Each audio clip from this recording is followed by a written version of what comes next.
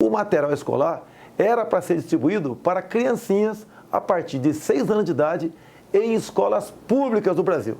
Ou seja, meninos e meninas de 6, 7, 8, 9 anos de idade passam a assistir filmes, a verem livros e verem cartazes, 2 homens namorando ou 2 meninas se beijando. Eu não tenho nada a ver com o comportamento de quem quer que seja. Se o homem e a mulher resolver mais tarde ir morar com um companheiro, formar um par e morar com aquele do mesmo sexo, vai ser feliz. Agora, não podemos admitir que, por omissão nossa do parlamento, crianças se tornem homossexuais ou tenham esse comportamento homossexual no futuro por influência da escola. Isso é inadmissível. Nós não queremos chegar em casa e encontrar nosso filho brincando de boneca por influência da escola. Queremos que o moleque cresça saudável, aprendendo na escola física, química, matemática, biologia, etc. E vá ser alguém no futuro que seja útil à nação como um todo. A opção sexual dele não cabe a nós. E terminando, na escola não é local de se aprender sexo, nem hétero e nem homo. Quem dá educação sexual para a garotada é o seu pai e sua mãe. Se você não entendeu, ele é contra a doutrinação nas escolas. As escolas devem ensinar ciência, e não ideologias. O que os seus filósofos e mentores iriam fazer não me interessa. Eu sei o que o Bolsonaro quer fazer. Ele quer combater aquilo de que você foi vítima quando estudava. Quem é o Rafael Lima? Como é que aconteceu esse processo que você se tornou um anarcocapitalista? Quando é que você assim, deu aquele estalo? Eu entrei no curso de psicologia com 19 anos, e o curso de psicologia na Universidade Federal do Paraná é um curso, como eu falei, muito, muito fortemente socialista. É um viés bem claro, é bem claramente delineado, e eu acho que é o segundo curso mais mobilizado da Universidade Federal como um todo. Eu tive professores que eram candidatos a cargos pelo PSOL. Então, e por isso eu conheço bem como eles pensam, né? Porque eu vi os caras.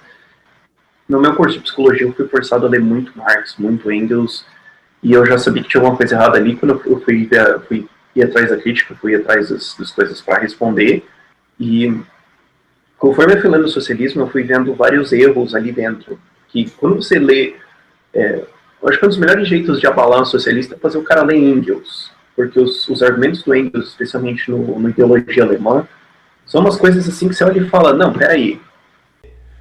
Você tem que ficar vendo entrevistas, você tem que ver... Ah, não, mas ó, tem um vídeo dele lá de 2011 dele falando alguma coisa. Meu, 2011 a maioria de vocês era socialista. Eu poderia entrevistar... Eu não sei se eu faria isso. Mas se eu tivesse a oportunidade de entrevistar ele aqui no canal, eu no mínimo cogitaria isso. Pra perguntar, e isso? E essa coisinha aqui? O que você... Imposto é roubo? Fazer essa pergunta na cara dele. Imposto é roubo? Você acha que sim? Você acha que não? Porque tem gente que diz, um conservador. Provavelmente. É um liberal. Ele se diz a favor de livre mercado, de livre comércio, mas daí você vai atrás e vê, não, tem declarações aqui que não, tem que proteger isso, não pode privatizar a Petrobras. Não, mas isso ele falou lá atrás, ele concorda ainda ou não? Não sei.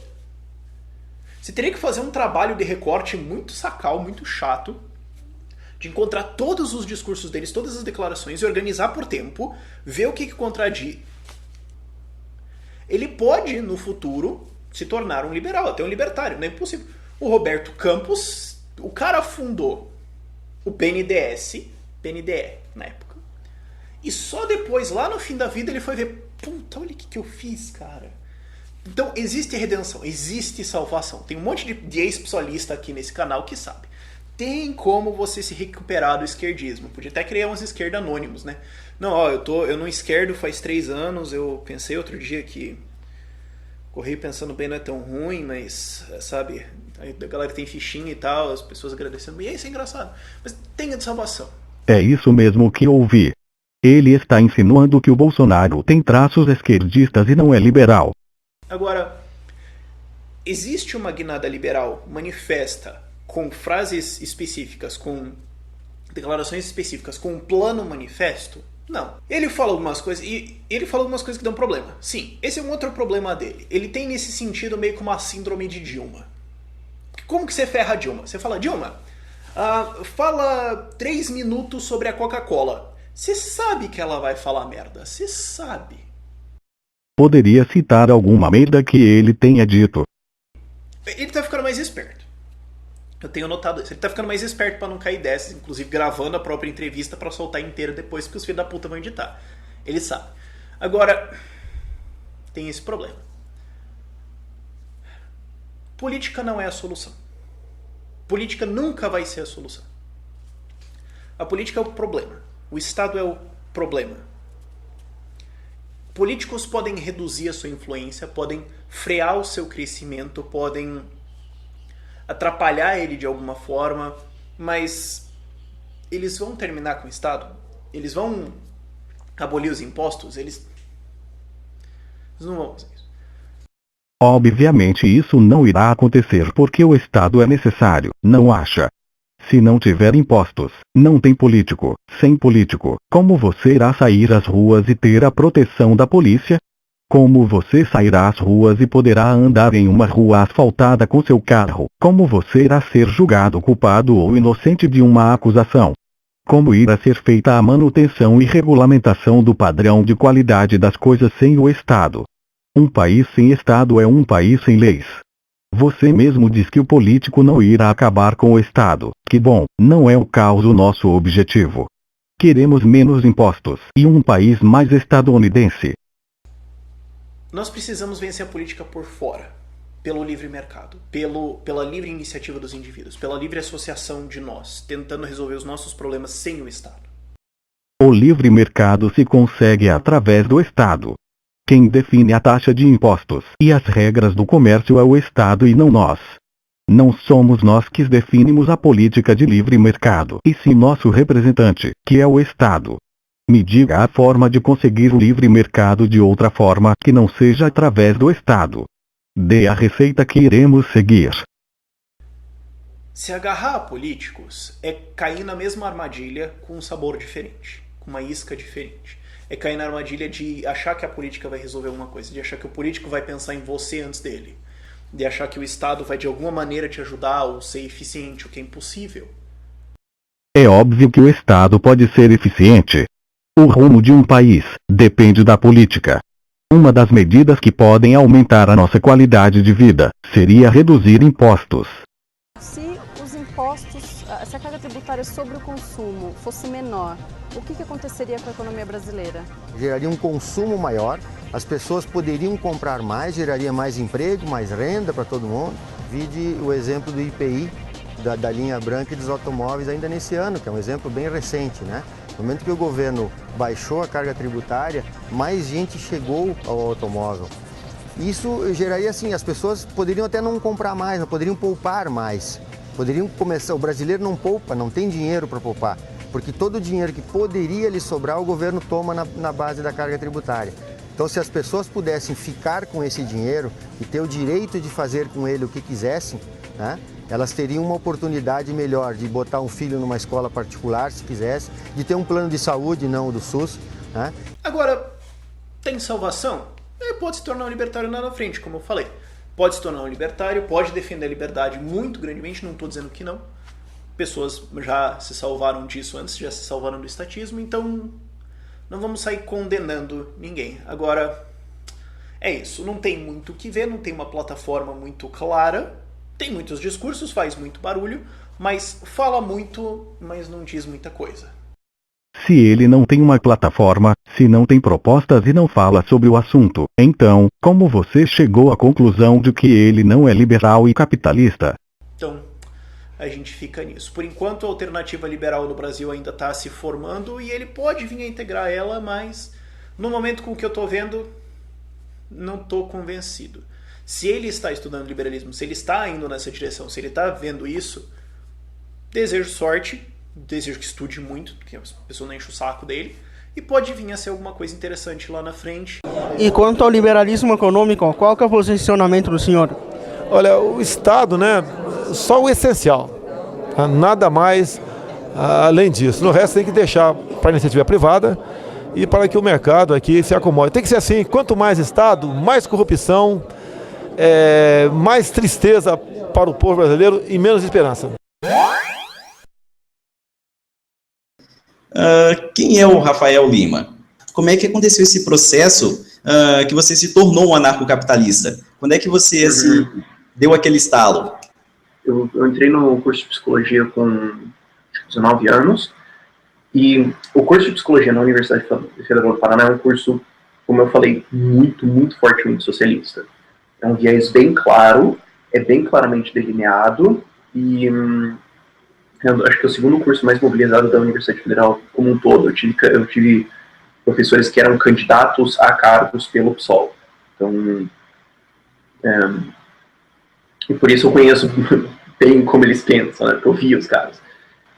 No meu curso de psicologia eu fui forçado a ler muito Marx, muito Engels, e eu já sabia que tinha alguma coisa errada ali quando eu fui ir atrás da crítica, fui atrás das coisas para responder, e conforme eu fui lendo o socialismo, eu fui vendo vários erros ali dentro, que quando você lê, eu acho que um dos melhores jeitos de abalar um socialista é fazer o cara ler Engels, porque os argumentos do Engels, especialmente no ideologia alemã, são umas coisas assim que você olha e fala, não, peraí. Você tem que ficar vendo entrevistas, você tem que ver... Ah, não, mas ó, tem um vídeo dele lá de 2011 dele falando alguma coisa. Meu, 2011 a maioria de vocês era socialista. Eu poderia entrevistar... Eu não sei se eu faria isso. Mas se eu tivesse a oportunidade de entrevistar ele aqui no canal, eu no mínimo cogitaria isso. Pra perguntar, e isso? E essa coisinha aqui? O que você é? Imposto é roubo? Fazer essa pergunta na cara dele. Imposto é roubo? Você acha que sim? Você acha que não? Porque tem gente que diz, um conservador. Provavelmente. É um liberal. Ele se diz a favor de livre mercado, de livre comércio, tamanho de tá. Ele sabe. Agora, tem esse problema. Política não é a solução. Política nunca vai ser a solução. A política é o problema. O Estado é o problema. Políticos podem reduzir a sua influência, podem frear o seu crescimento, podem atrapalhar ele de alguma forma, mas eles vão terminar com o Estado? Eles vão abolir os impostos? Eles não vão fazer isso.